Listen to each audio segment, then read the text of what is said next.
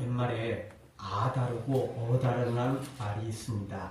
같은 말이라도 어감에 따라서 또 마음에 따라서 행동에 따라서 그 음의 높낮이에 따라서 완전히 다른 내용이 되어버리기 때문에 그렇습니다. 말이라는 것은 글로 표현하는 것과는 또 다른 표현입니다. 말이라는 것은 귀로도 듣지만 눈으로도 보는 것입니다. 그래서 어떤 행동을 하며 말을 하느냐에 따라서 그 말이 완전히 의미가 달라질 수 있기 때문에 그렇습니다. 말이라는 것은 사실 우리의 마음에서 나오는 것입니다. 물론 우리가 이따금씩은 마음에도 없는 말을 할 때 있잖아요. 의도적으로 하기도 하고 나도 모르는 사이에 그냥 나올 때도 있어요. 그래서 실수라고 우리가 이야기를 하기도 하고 또 그냥 창피하니까 그냥 모른 체 하고 넘어가기도 하고 뭐 이러지만 그건 특별한 경우고 대다수는 우리의 마음에 있는 말이 나오게 되어 있는 것입니다. 그래서 성경은 야고보서 3장 2절에서는 우리가 다 실수가 많으니 만일 말에 실수가 없는 자면 곧 온전한 사람이다 라고 소개하고 있습니다. 말에 실수가 없는 사람, 이 사람은 온전한 사람입니다. 세상에는 온전한 사람이 없거든요. 그 이야기는 말에 실수가 없는 사람이 없다는 이야기입니다. 마음도 깨끗하지 못한 데다가 또 설사 마음이 깨끗하다 할지라도 마음에 없는 말이 나도 모르는 사이에 나올 때도 있어요. 나도 왜 그런 말을 했는지 모를 때가 있거든요. 내가 귀찮은가 봐. 뭐 그럴 때 있잖아요, 우리. 나 자신을 자책할 때가 있거든요.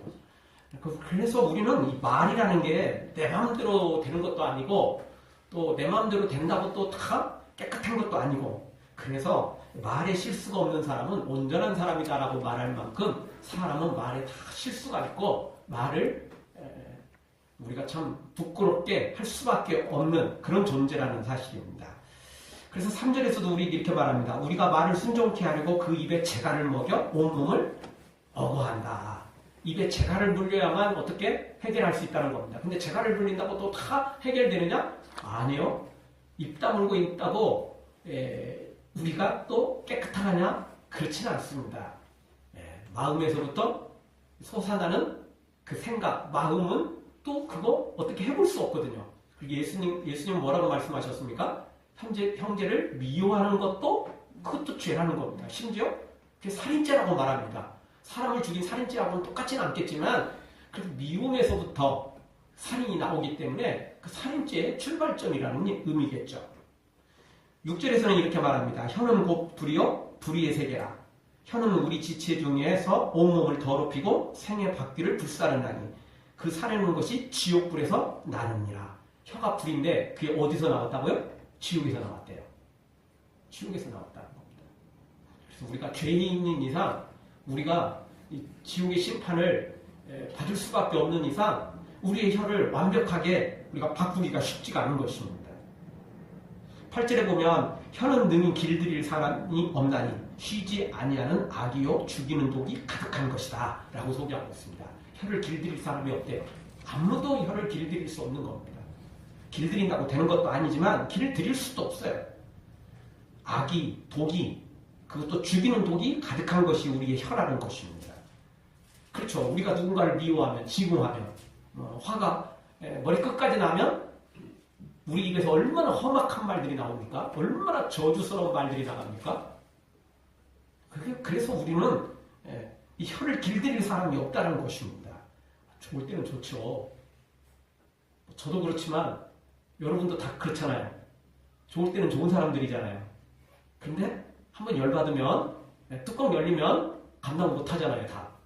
아무리 착한 사람도요. 한번 열받으면 진짜 뚜껑 열리면 쉽지 않은 거예요. 그게 사람인 거예요. 뚜껑이 열렸는데도 불구하고 화가 한번 그냥 하늘 끝까지 닿았는데도 불구하고 화를 안 내고 그걸 참는 사람이 있다면 그 사람은 성인이 아니고 문제가 있는 사람인 것입니다. 눈치 봐서 다른 사람한테 말도 못하는 사람이겠죠. 그게 좋은 것만은 아닙니다. 그래서 우리나라에 옛날에 며느리들이 그냥 벙어리 3년, 귀머거리 3년 이렇게 하느라고 뭐가 걸렸어요? 다 병이 걸렸어요. 한이 돼가지고 다 병이 걸렸어요, 병에. 예, 화병이 생긴 거예요, 화병. 화병은 우리나라만 있어요. 다른 나라는 없습니다. 다른 나라들 또 다 며느리는 있겠지만 우리나라처럼 그런 짓은 안 했거든요. 예. 뭐 며느리들이 뭘 그렇게 무슨 죄인이라고 무슨 뭐 벙어리면 말이야, 귀머거리면 이런 나라는 우리나라밖에 없어요. 예. 지금이야 또 뭐 상황이 역전돼가지고 시어머니들이 이제 씹살이 하는 데도 있다던 치지만 그래도 여전히 지금도 며느리들은 참 쉽지는 않습니다. 어쨌든 참는다고 되는 것도 아니고 또 안 참는다고 또 다 해결되는 것도 아니고 그러니까 우리는 이래도 저래도 우리의 입술은 우리의 혀는 깨끗하기가 불가능하다는 거죠. 이렇게 더럽고 악하고 독이 가득한 우리의 혀, 아무도 길들일 수 없는 혀, 이거 어떻게 해야 되는 겁니까? 그래서 베드로전서 4장 11절에는 만일 누가 말하려거든 하나님의 말씀을 하는 것 같이 하라 라고 말씀해 주고 있습니다. 하나님의 말씀을 하는 것처럼 하라는 겁니다. 그러면 자 우리가 처음부터 끝까지 성경만 우리가 이야기한다면 이 말씀을 지키는 걸까요? 또 그렇지도 않습니다. 여기서 말하는 건 성경을 이야기하라는 게 아니라 하나님의 뜻을 이야기하라는 겁니다. 하나님의 뜻을 말하라는 이야기입니다. 성경을 말해도 하나님의 뜻과 반대되는 것을 말할 수 있기 때문에 그렇습니다. 마태복음 4장에 보면 예수님께서 40일을 금식하시고 사탄에게 시험받는 장면이 나옵니다. 그래서 두 번째 시험에 사탄이 어떤 시험을 하죠? 무엇을 가져다 인용하죠? 성경을. 그래서 성경 꼭대기에서 뛰어내리라. 그러면 하나님께서 받으실 것이다. 이게 시편에 있는 내용이거든요. 성경을 이야기해요. 누가? 사탄이. 그런데 성경을 이야기하지만 그게 하나님의 뜻입니까? 아니죠. 하나님의 뜻과 반대되는 걸 말해요. 사탄이 원하는 건 하나님과의 관계가 깨어지기를 원했던 거죠. 그래서 성경을 인용한 거죠.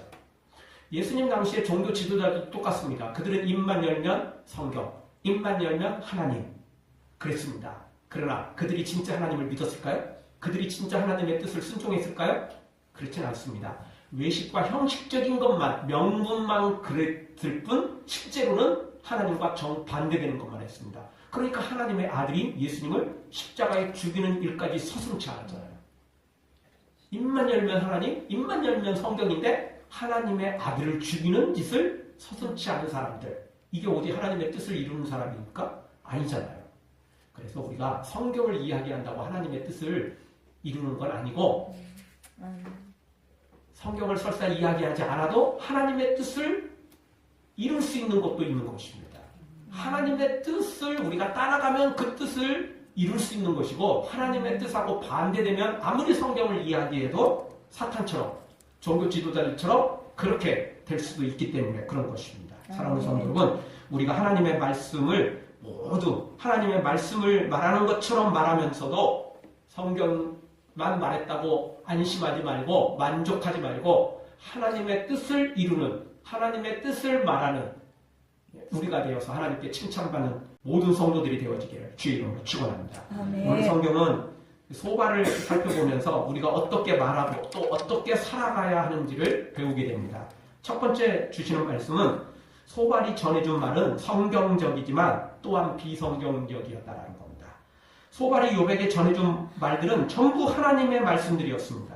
그런데 안타까운 건 이미 말씀드렸던 것처럼 사탄이 성경을 이야기하는 것과 똑같고 사탄이 시편을 인용한 것과 똑같고 종교 지도자들이 입만 열면 하나님, 입만 열면 성경을 이야기하는 것과 똑같았다는 겁니다. 물론 그것보다는 조금 나았어요.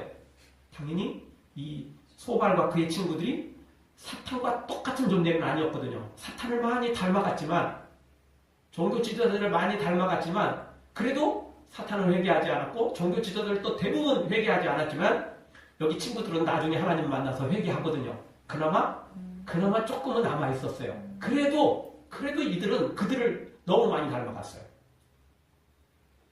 이들은 하나님의 말씀을 이야기했지만 하나님의 뜻과는 별개였다는 거죠. 먼저 13절, 14절을 보면 소발은 회개의 4가지 단계를 이야기하고 있습니다. 회개하려면 4가지 방법, 4가지 단계를 통해서 회개해야 된다.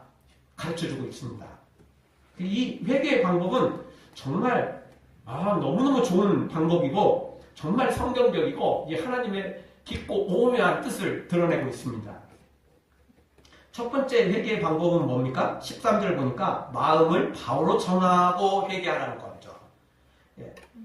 우리가 마음을 바로 정하지 않고도 회개하는 척하는 수가 있어요. 적당히 눈물 흘리고 연기하면서 눈물 흘리고 예. 그리고 좀 무릎 꿇고 예. 엎드려서 죄송해요. 뭐 이런 거 할 수도 있잖아요. 그렇지 않습니까? 가슴에 칼을 품고도 그런 짓을 할 수 있어요. 그게 사람이거든요. 그래서 오늘 13절에서는 마음을 바로 정하고 회개하라는 겁니다. 마음이 없는 회개는 회개가 아니죠. 마음이 없는 회개는 가짜 회개죠. 그러니까 마음을 바로 정하고 마음부터 새롭게 하고 회개하라고 말하죠. 그러니 이게 바른 회개죠. 우리가 회개할 때 이렇게 해야 됩니다. 마음부터 변화시켜야 돼요. 마음이 변화되지 않으면 진짜 회개가 아니죠. 두 번째 회개의 단계는 주를 향하여 손을 들으라는 것입니다. 13절 하반절 주를 향하여 손을 들 때 손을 들고 참 이 회개하라는 겁니다. 이 손을 든다는 것은 하나님 앞에 항복한다는 표시며 또 하나의 표시는 하나님 저를 좀 도와주세요. 하나님 저를 좀 살려주세요. 이런 표현이 들어있어요. 그래서 이 회개, 손을 들고 회개한다는 거 이게 굉장히 중요한 겁니다. 손을 감추고 손에 칼을 쥐고 그리고 회개하는 척, 잘못한 척 하다가 결정적인 순간에 칼로 찌르겠다는 거, 상대를 넘어뜨리겠다는 거 가짜 회개잖아요. 그렇죠? 하나님 앞에 회개할 때는 손을 들어야 돼요. 항복입니다. 저를 좀 도와주세요. 이게 진짜 회개 아닙니까? 그러니 이 소발이 가르쳐준 회개의 두 번째 방법, 단계 너무 좋은 겁니다. 반드시 이렇게 해야 돼요. 여러분 회개는 온전한 회개는 아니지만 어쨌든 회개의 방법 중에 우리 스스로도 회개할 수 있어요. 우리 스스로 잘못을 뉘우칠 때 있잖아요. 그런데요, 그거는 진짜 회개가 아니에요. 온전한 회개가 아니에요. 그냥 그건 뉘우친 거예요. 후회한 거예요. 여러분 후회하고 회개는 틀립니다. 뉘우치는 거하고 회개하고는 다른 겁니다. 뉘우치고 후회하는 것은 내가 잘못했어. 난 나쁜 놈이야. 이렇게 하는 게 후회고 그리고 고백인 것이죠. 근데 회개는요, 돌이키는 게 회개입니다. 잘못했으니까 고백하고 삶을 돌이키는 게 이게 회개입니다. 돌이키지 않으면 회개가 아니에요. 그런데 이 회개는 그냥 되는 게 아닙니다. 하나님으로부터 회개의 영이 임해야 돼요. 하나님으로부터 성령이 임하셔서 내 마음, 영혼 깊숙한 곳에서부터 회개가 나와야 돼요. 그래야 진짜 회개가 될 수 있어요. 이렇게 회개하지 않는 사람들의 특징이 뭐죠? 그냥 자기 결심으로 하는 회개는 나중에 다시 또 돌아가게 돼 있어요. 그래서 개가 그 토하였던 걸 먹고 돼지가 그 씻었던 거 다시 구덩이로 다시 들어가고 그래서 다시 반복하는 거예요, 사람들이. 그래서 회개하는 척 했는데 반복하는 이유 뭐냐? 그건 자기 스스로 후회했을 뿐이에요. 자기 스스로 그냥 회개했다고 생각했을 뿐이에요. 진짜 성령님이 임하셔서 성령님이 돕고 그리고 계속 도움을 받는 게 아니기 때문에 그렇게 되는 거죠. 세 번째 회개의 방법은 뭐죠? 14절에 가보니까 손에 죄악이 있거든 멀리 버려버리라 라고 말합니다. 14절 내 손에 죄악이 있거든 멀리 버리라. 가까이 버리면 안 됩니다. 언제 다시 찾을지 모르잖아요. 멀리 버려야 됩니다. 못 찾을 만큼 완전히 파괴시켜야죠. 그래서 못 찾게 만들어야 돼요. 반복하면 안 되죠. 습관이 되면 안 되잖아요. 그래서 이거 완전히 버려야 돼요. 그래서 이 회개의 방법, 이게 굉장히 중요합니다. 이따금씩 우리가 간증을 들을 때가 있습니다. 어떤 사람이 뭐 조폭이든지 뭐 아주 나쁜 길을 걷다가 하나님을 만나고 회개하고 돌아왔어요. 근데 몇 년간은 그렇게 뭐 간증도 하고 믿음이 좋은 척 하다가 또 몇 년 후에 보니까 똑같은 짓을 또 하는 경우가 종종 있어요. 특히 조폭 출신들. 도박 빠진 사람들, 이런 놈들, 중독 형태에 있는 사람들이 그런 짓을 또 벌여요. 그러니까 간증 아무거나 막 듣는다고 좋은 건 아니에요, 솔직히. 증명이 돼야 되는데, 그냥 잠시 남비처럼 그냥 뜨거웠을 때 그냥, 그때 그냥 그게 믿음인 것처럼 말하지만, 그게 진짜가 아닌 경우가 있거든요. 그런 게 왜냐? 마음이 변화되지 못해서 그래요. 죄를 완전히 버리지 못해서 그래요. 자기 스스로 부끄러우니까 잠시 버린 것처럼 보였지만 그게 버린 게 아니에요. 옆에다 잠시 놔둔 거예요. 다시 또 취하거든요. 창고에 잠깐 집어넣었을 뿐이라고요. 그래요. 완전히 소각을 시켜서 버려야 되는데 완전히 매립을 시켜야 되는데 그렇지 못한 거죠. 그게 자기 스스로 해서 그래요. 이렇게 하려면 누가 도와주셔야 돼요? 성령님이 오셔서 내 마음을 변화시키고 회개에 영입해가지고 완전히 회개할 때 이게 회개할 수 있는 거예요. 그러니까 이 회개 이 3단계는 너무 중요하잖아요. 그 마지막 회개 4단계까지 표현해주고 있어요. 14절 하반절에 보니까 내 장막에 거하지 못하게 하라. 무엇으로? 불의로. 이 네 번째 방법은 진짜 더 깊은 방법이에요. 그러니까 나 혼자 회개했다고 진짜 회개가 되느냐? 그렇지 않다는 거예요. 내 가족이 회개하지 않는다면, 내 가족이 거룩하지 않는다면 언제 또 어떻게 될지 몰라요. 뭐 피가 물보다 진하다고 다른 사람이 잘못했을 때는 정죄하지만 잘못했다고 말하지만 내 가족이 내 자녀가 그랬을 때는 나도 모르는 사이에 덮어주고 모른 채 해주고 아닌 것처럼 하고 이럴 수가 있거든요. 사람은요 내 자녀하고 문제가 되면 내 가족하고 연결이 되면요 정상적인 생각을 하기가 쉽지 않아요. 사랑하는 사람하고 연결이 되면요 이게 이성을 초월해요. 감정이 더, 그 사랑의 감정이 더 커버리기 때문에 그래요. 그래서, 그렇게 효녀라도 갑자기 애인이 생기면, 죽도록 못 사는 애인이 생기면 부모 형제도 몰라보잖아요. 이유가 거기 있는 거예요. 그게 비정상이 아니에요. 그게 사실 정상적인 거예요, 여기에. 그게 사람이 마땅한 일이에요. 그럴 수밖에 없어요. 사랑하는데 뭐가 보이겠어요? 여러분, 이 사랑이 이성 갖고 가능해지는 건 아니거든요. 이성을 초월하니까 진짜 사랑이죠. 이성 안에 있다면 그건 진짜 사랑이 아니죠. 앞뒤 제거하는 사랑이라면 조건이 좋아야 되고, 뭐, 이뻐야 되고, 멋있어야 되고, 좋은 직장을 가지고 있어야 되고, 좋은 가문이어야 되고, 이러니까 사랑한다면 그거는 진짜 사랑이 아닌 거잖아요.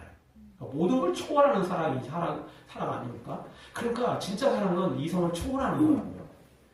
문제는 뭐냐면 좋을 때는 좋지만 그게 나쁘게 적용이 되면 죄를 졌는데도 불구하고 감싸주게 되고 아닌 것처럼 말하게 되고 변명하게 되고 이렇게 된다니까요. 그래서 네 번째 방법은 뭐냐면 나 혼자 회개했다고 회개가 아니라는 거예요. 내 가족이 믿음으로 서 있지 못하면 언제 내가 어떻게 될지 모른다는 겁니다. 그래서 오늘 네 번째 단계까지 소개해주고 있어요. 진짜 이 네 번째 단계는요 보통 성경학자가 아니면 보통 성경 박사가 아니면 알 수 없는 거예요. 저도 오늘 설교 준비하면서 이 네 번째 방법을 처음 안 거지 저도 몰랐어요 지금까지.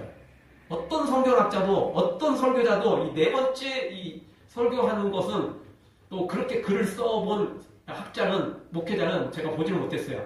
제가 뭐 책을 많이 못 읽어서 그랬을지는 모르겠지만 어쨌든 그런 분들은 없었어요 지금까지. 그런데 오늘 이 소바른 이야기를 하고 있잖아요. 네 번째 단계까지 이야기하고 있어요. 정말 깊고 넓고 하나님의 오묘한 뜻을까지 다 알고 있어요. 만에 하나라도 죄는 모양이라도 버려버리라는 하나님의 말씀처럼 내 가족들 안에 내 가족 안에 이런 죄가 혹시 남아있다면 나도 언제 어떻게 물들지 모른다는 것이 오늘 14절에 있는 내용이죠. 그러니까 회개를 온전히 하려면 이 방법까지 다 나와야 된다. 물론 세 번째 단계까지만 해도 어느 정도 회개가 된 거예요. 근데 네 번째 단계는 이제 진짜 안전장치를 하는 거죠. 안전장치를 하는 거죠. 자동차 탔으면 안전벨트 매고 에어박까지 딱 장착을 시켰다라고 봐야 되겠죠. 그래야 좀 안전한 거 아니에요. 그래야 안전한 거. 그 네 번째 방법은 너무 정말 안전한 방법이라고 말할 수 있겠죠. 정말 이렇게 보면 소발이라는 사람은 하나님의 뜻에 대해서 너무 잘하는 사람이었어요. 진짜 성경 박사예요. 성경 박사. 진짜 성경 박사예요. 단순히 성경을 공부해서 알 수 있는 내용은 아니에요. 왜? 이 소발 빼놓고 이 사람 빼놓고 이 네 번째 단계까지 말한 사람은 성경이 없으니까 뭐 또 깊이 찾아보면 또 혹시 또 뭐 숨어 있는 것이 있을지는 모르겠지만 이 소발처럼 이렇게 깊이 이렇게 생각해 보는 건 쉽지가 않다고요. 네, 얼핏 성경 읽어갖고는 모르는 거예요. 저도 뭐 성경 수십 번 읽었지만 이거 몰랐어요. 이렇게 깊이 이제 설교 준비를 하다 보니까 이게 나온 거지. 사실 잘 모르는 수 있는 거거든요. 그러니까 이렇게 하나님의 뜻을 깊이 알고 넓게 알고 오묘한 말씀을 안다 할지라도 분명히 성경적인 이 말인데도 불구하고 그렇다고 온전히 성경적이라고 말할 수 없어요. 왜냐하면 끝부분에 가서 달라지기 때문에 그런 거죠. 어쨌든 이 소발이 가르쳐주는 이 회개의 네 번째 단계까지는 너무 소중한 거예요. 너무 귀한 말씀들이에요. 우리가 만약 죄를 졌다면 이렇게 철저히 회개해야 돼요. 그러면 우리 모두 다 온전한 회개할 수 있고 그래서 하나님 앞에 칭찬받을 수 있겠죠. 사랑하는 성도 여러분, 우리가 혹시 범죄했을 때 이렇게 소발이 가르쳐준 네 번째 방법처럼 마음을 정하고 주님께 향해서 죄를 버리고 손과 또 우리 가정까지에서라도 모든 죄악을 완전히 철저히 다 버려서 제거해서 온전한 참된 회개자가 되는 우리가 되어지기를 주의 이름으로 축원합니다. 그리고 소발은 또 회개로 끝나지 않고 회개 후에 하나님 주시는 7가지 복까지 이야기하고 있습니다. 그러니까 빨리 하나님 앞에 소망을 가지고 더 회개하라는 거죠. 안 그래도 회개해야 되겠지만 또 다른 뒤에 좋은 것들이 있으니까 더 빨리 회개하라는 거죠. 당근까지 주고 있죠. 사실 소발은 예수님 당시의 종교 지도자처럼 상당히 똑똑한 사람이었습니다. 원래 꼼수를 쓰는 것도요. 머리가 좋아야 꼼수 쓰지 머리 나쁜 사람은 못 써요. 그렇잖아요. 머리 나쁜 놈들은 꼼수 써봤자 뻔히 보이기 때문에 누가 속지도 않고 남들이 웃어요.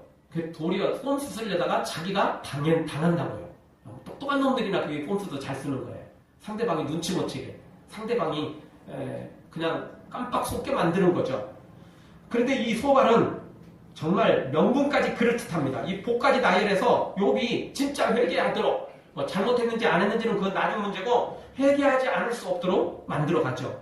그리고 소발의 말을 듣는 사람들 당연히 그렇게 해야만 되는데 욥이 안 하는 거 보니까 욥이 나쁜 놈이다. 욥이 거면한 놈이다. 라고 말할 수밖에 없게 만드는 거죠.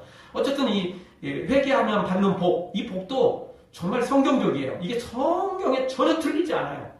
어떤 성경에도 이게 틀리는 게 없어요. 첫 번째 회개하고 받는 복이 뭐죠? 15절에 가보니까 흠이 없는 얼굴을 들게 된다는 겁니다.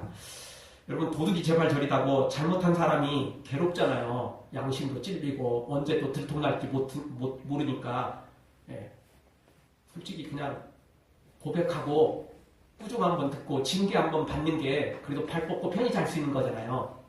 언제 들통날지 언제 들킬지 모르는 사람은 솔직히 불안한 거죠. 불안한 거거든요. 그럼 얼굴이 근심 걱정이 가득 찼죠.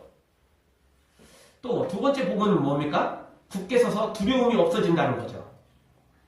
그렇죠. 두려움이 없어지죠. 언제 들킬지 모르는 그 두려움은 그 마음에서부터 나오는 그 두려움이 사라지는 거죠. 이미 다 드러났으니까 창피를 당했지만 부끄러움은 당했지만 그래도 두려움은 없어졌어요. 두려움은 없어지게 되는 거죠. 그리고 세 번째 복도 있어요. 환난을 잊게 될 거라는 거죠. 16절. 내 환난을 잊게 될 것이다. 왜? 회개하고 나면 하나님이 그 환난을 거두어 가시니까 회개하면 이 환난을 우리가 잊어버리게 되겠죠. 네 번째 복도 있어요. 생명의 날이 대낮보다 밝아지게 될 것이다. 어둠이 물러간다는 이야기죠. 다섯 번째 복도 있습니다. 소망이 있으므로 든든해진다는 거죠. 이제 이 어두웠던 과거는 물러가고 새로운 소망이 생긴다는 겁니다. 그 욥도 지금 가정은 부도났지, 자녀는 죽었지, 자기 몸은 만시창이가 됐지, 오늘 내일을 하고 있잖아요. 소망이 없잖아요. 근데 회개하고 나면 하나님이 소망을 주신다는 거죠. 맞아요. 그 말도 전혀 틀린 말이 아니죠.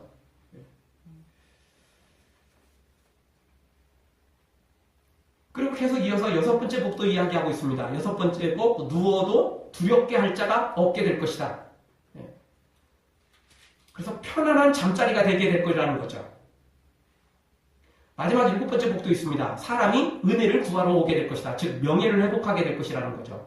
우리 성경에는 내게 처음을 얻으리라. 그게 이제 은혜를 구하게 될 것이라는 거죠. 사람들이 와서 무릎 꿇고 우러러 보게 될 것이다. 그런 의미를 담고 있습니다.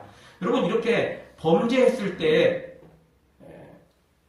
하나님의 심판이 임하면 참 쉽지 않죠. 그런데 회개하고 나면 이런 복을 받게 됩니다. 이 대표적인 사람이 누굽니까? 다윗입니다. 다윗이 우리아를 죽이고 밧세바를 취했을 때 이렇게 힘들었었어요. 왕궁에 살면서 산의 진미를 먹고 마시지만 지금 이제 자기가 알잖아요. 솔직히. 지금 비밀리 죄를 졌거든요. 그럼에도 불구하고 지은 죄는 자기가 알고 있어요.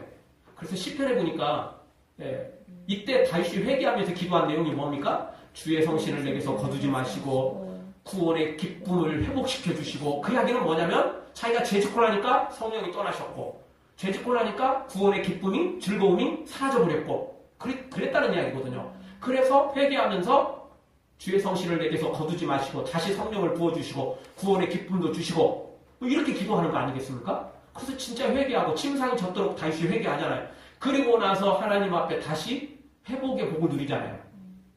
성령이 임하시고 구원의 기쁨이 다시 회복되고, 그래서 하나님 안에서 많은 복들을 누리게 되는 거잖아요. 이게 맞아요. 이게 맞습니다.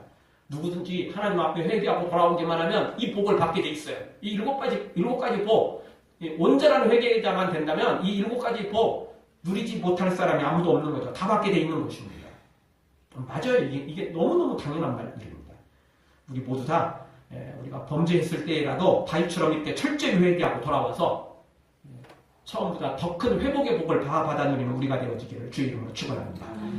두 번째 주시는 말씀은 그러나 마지막은 정죄였고 저주였다는 것입니다. 20절을 한번 읽어볼까요? 20절 한 몫을 한번 읽겠습니다. 그러나 악한 자는 눈이 어두워서 도망할 곳을 찾지 못하리니 그의 소망은 기운이 끊심이래라.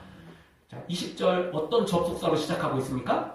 그러나라는 접속사를 쓰고 있습니다. 이 그러나, 이게 중요한 거예요. 이 단어가 이 글자 수로는 세 자고 단어로는 한 단어밖에 안 되는데, 이 그러나라는 단어가 엄청난 영향력을 가지고 있어요. 왜냐하면 이 그러나라는 단어가 모든 걸 송두리째 다 뒤바꿔 버릴 수 있기 때문에 그렇습니다. 우리가 종종 그런 말을 쓰기도 합니다. 한국말은 끝까지 들어봐야 된다.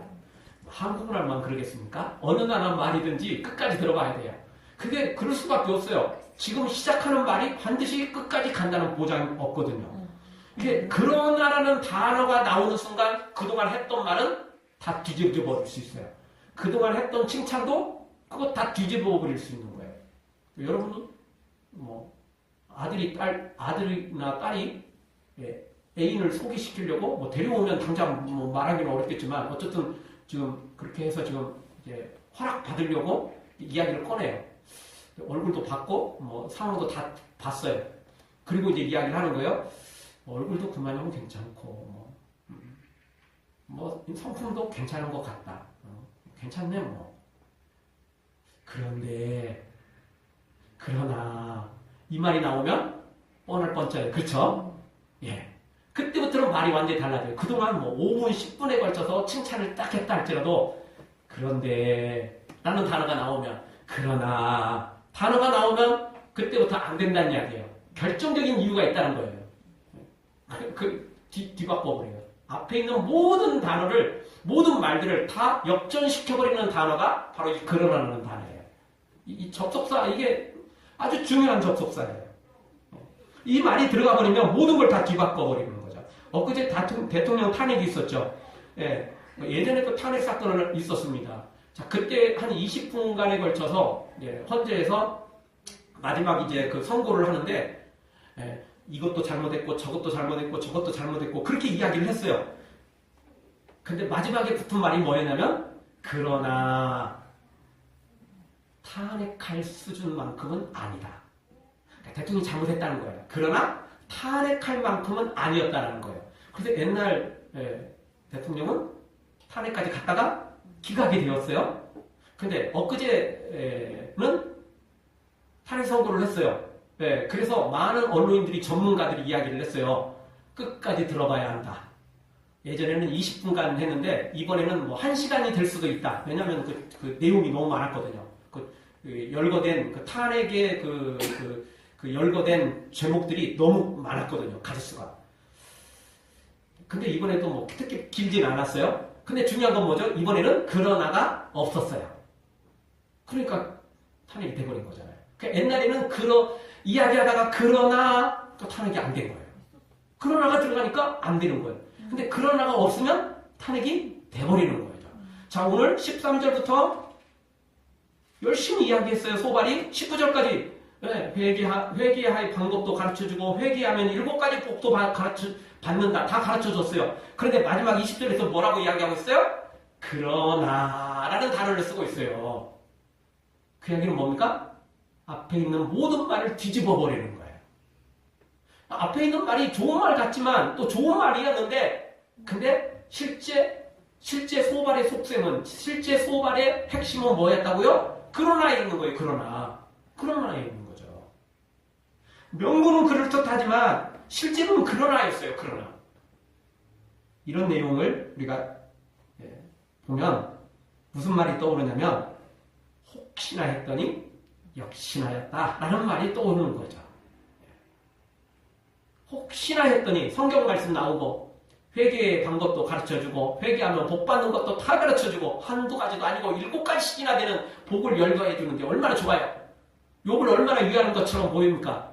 명분도 그럴싸하고 하나님의 말씀도 전해주고 다 좋은 것 같아. 그런데 그러나라는 마지막 그 단어를 사용함으로 앞에 있는 모든 말을 부정해버리고 진짜 속셈을 드러내주는 거죠. 이 그러나. 그리고 그러나를 너무 많이 쓰면 곤란해요. 우리가 살아가면서 그러나를 너무 많이 쓰면 진짜 곤란해요. 그러나라면 꼭 부정적인 사람이에요. 머리가 똑똑하지 않는 사람들은 그러나를 생각보다 잘 안 씁니다. 왜냐하면 처음부터 안 된다고 해버리니까. 그런데 똑똑한 사람들은 처음에는 좋은 말로 하다가 나중에 진짜 속셈을 드러내요. 그러나 안 돼. 그러나 그런 문제가 있어. 이렇게 돼버리는 거죠. 그래서 사람을 들었다 놨다 해버리는 거예요. 기대를 잔뜩 줬다가 그런 줄 알고 기대를 하고 있었는데 마지막에 가서는 꼭 또 그러나 해갖고 완전히 뒤집어 버리는 사람. 정말 어떤 사람보다 더 힘들게 하는 사람이 이런 사람들이에요. 꼼수 쓰는 사람들이죠. 바로 이 소발이 그랬다라는 것입니다. 사랑하는 성도 여러분, 상대방을 위하는 척하면서 그러나를 덧붙이는 이런 꼼수 우리가 다 버려버리고 정말 하나님께서 그러나를 쓰셨나요? 하나님은 그러나 안 쓰십니다. 아니, 하나님께서 쓰셨던 그러나는 몇 번 있지만 그 그러나는 우리가 죄인이었지만 우리가 지옥에 가게 됐지만 그러나 하나님께서 우리를 사랑하셔서 예수님을 보내셨다. 외아들을 십자가에 죽도록 보내주셨다.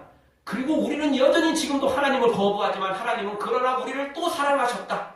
그거밖에 없어요. 하나님의 사랑은 하나님의 그러나는 부정적인 그러나가 아니고 긍정적인 그러나. 우리를 살리는 그러나죠. 근데 우리가 보통 사람들이 사용하는 그러나는 그게 아니라고요. 다 부정적인 거예요. 거의 다. 그래서 그러나라는 단어를 웬만하면 사용 안 하는 게 좋아요. 물론 사람이 그러나 안 쓸 수 없어요. 그러나 쓰면 죄다라고 말하지 마세요. 다만 그거 너무 많이 쓰면 문제가 생겨요. 그러면 꼼수 쓰고 그러면 자꾸 이용해 먹으려고 그러고 자꾸 이게 머리만 쓰려고 한다고요. 그 좋은 거 아닙니다. 이거 소발처럼 똑같이잖아요. 축복 이야기하고 좋은 이야기하지만 결국은 마지막 그러나라는 단어를 통해서 자기 속셈을 드러내버리는 것입니다. 그래서 오늘 마지막 주시는 말씀은 천사의 말을 한다고 할지라도 사랑이 없으면 아무것도 아니라는 것입니다. 고린도전서 13장 읽은 말씀처럼 천사의 말을 한다 할지라도 사랑이 없으면 시끄러운 꽹과리가 되는 것이고 목숨을 내어준다 할지라도 성경 지식이 있고 또 목숨을 내어준다 할지라도 사랑이 없으면 아무것도 아니라는 거예요. 아무것도 아니라는 거예요. 아무것도. 지금 소발은 하나님에 대해서 이야기하고 있고 하나님의 은혜에 대해서 이야기하고 회개와 복에 대해서 이야기하지만 뭐가 없어요? 사랑이 없어요. 소발은 하나님도 알고 있었고 하나님의 말씀도 깊이 알고 있었어요. 보통 알고 있었던 게 아니잖아요. 회개의 네 번째 단계는 아까 말씀드렸듯이 아무나 알 수 있는 내용이 아니거든요. 그럼에도 불구하고 소발에게 가장 결정적인 게 하나 없었어요. 그게 전부예요. 사실은. 뭐가 없었어요? 사랑이 없었던 거예요. 사랑이 없었던 거죠. 다 없는 것 같아도 이 사랑 가지고 있으면 다 가진 자예요. 그래서 예수님은 뭐라고 말씀하시고 성경은 뭐라고 말씀합니까? 율법의 완성은 무엇이다? 사랑이다라는 거죠. 율법의 완성은 십계명을 다 지키는 게 아니에요. 율법의 완성은 구약성경 다 지키는 게 아니에요. 왜냐하면 다 지킬 사람이 없거든요. 그럼 율법을 완성시키는 완전히 할 수 있는 사람은 누굽니까? 사랑하는 사람이 있다면 율법을 완성시키는 거예요. 사랑 속에 그 모든 것이 다 들어있어요. 사랑 안에 십계명이 들어있고 사랑 안에 구약의 모든 율법이 다 들어있어요. 그래서 예수님께서 제자들한테 주시는 계명이 뭐였어요? 내가 새 계명을 너희에게 주노니 너희가 서로 사랑하라. 너희가 서로 사랑하면 이로써 세상에 있는 수많은 사람들이 너희가 내 제자인 줄을 알리라. 아멘. 예수님은 사랑을 말씀하셨어요. 없었던 계명을 나오는 게 아니고 새 계명, 새로운 계명이 아니고 중요한 계명이라는 거죠. 어떤 것도 바꿀 수 없는 계명이 바로 이 새 계명이라는 거죠. 그래서 요한일서에 보면 하나님은 어떤 분이에요? 사랑이다. 하나님 이꼴 사랑. 그 어떤 것도 하나님을 대변할 수 있는 말은 없어요. 단어는 없어요. 어떤 단어예요? 사랑이라는 단어예요. 소바란 모든 좋은 것들을 다 가지고 있었어요. 지식도 있었고 하나님에 대해서 너무 잘 알고 이렇게 또 권고도 해주고, 그러나 결정적인 최고 중요한 거 없었어요. 뭐가 없어? 사랑이 없었다는 겁니다. 여러분, 우리가 다 가지고 있어도 사랑이 없으면 소용없는 거예요. 아무것도 아니에요. 빵점이에요. 빵점. 1점도 아니에요. 빵점이에요. 빵점. 아무것도 아니에요. 아무것도 아니에요. 네. 분명히 고린도전서 13장 아무것도 아니에요. 목숨을 내어줬는데도 불구하고 아무것도 아니에요. 아무것도 아니에요. 뭐가 없으면? 사랑이 없으면. 우리 신앙생활을 제대로 하려면 이 사랑을 가져야 돼요. 사랑. 다 지켜도 다 순종하는 것처럼 보여도 사랑이 없다면 빵점이에요. 사랑하는 성도 여러분, 우리가 정말 이 하나님의 사랑, 이 사랑을 우리가 간직해서 하나님과 사람 앞에 칭찬받고 인정받는 하나님의 사람들로 세워지기를 주의 이름으로 축원합니다. 아멘. 기도하겠습니다. 통속으로 한번 기도하며 나가.